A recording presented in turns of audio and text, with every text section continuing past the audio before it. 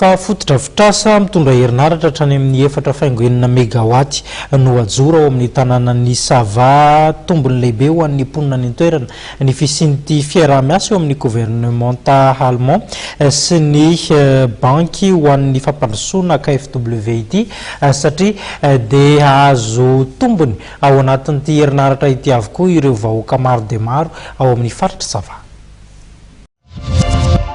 Isitraka voalohany tetika sagoavany indrindra amin'ny famokarana herinaratra avy amin'ny rian-drano izay amoaka herinaratra 4.9 megawatt ny faritra Sava ka olona 5 alina sy 3 hetsy no azo tombontsy mivantana amin'izany hoy ny filoham-pirenena Rajaonarimampianina raha nametraka ny vady fototra ho fanombohana ny asa tao Belok Loko any amin'ny distrika Nandapa Androany. Akoatr'izay dia miroso amin'ny fivadiana amin'ny angovo azovozina ny firenentsika kehitriny izay mora vidiny no madio ihany koa. Amokatra herinaratra 4.9 megawatt amin'ny andiany voalohany izao ity topa amokarana herinaratra ao Belok Loko fa amin'ny andiany faharoa kosa ny tetikasa dia amokatra angovo 4 megawatt ao Belok Loko miampy ny ao Andriamanjavona izay mamokatra angovo 400 kilowatt ary amin'ny ity andiany faharoa ny tetikasa ity dia isan'ny sitraka koa ny distrika ny Vohemar. Fiara-miasa amin'ny gouvernement allemand amin'ny alalan'ny banko ny fampandrosoana KfW no nanome vola tsy averina na don non remboursable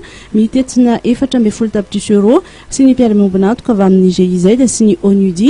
no nafana nametraka angovo amin'ny tontolo ambanivohitra aty amin'ny faritra Sava izao. Tanàna misy 570 ao anatin'ny distrikan'ny Andapa sy Sambava izay misy mponina 5 alina sy 3 hetsy no azo tombontsy mivantana amin'ity herinaratra avy amin'ny rian-drano ao Belok Loko izay 120 kilometatra miala Andapa raha ho an'ny Sambava ity.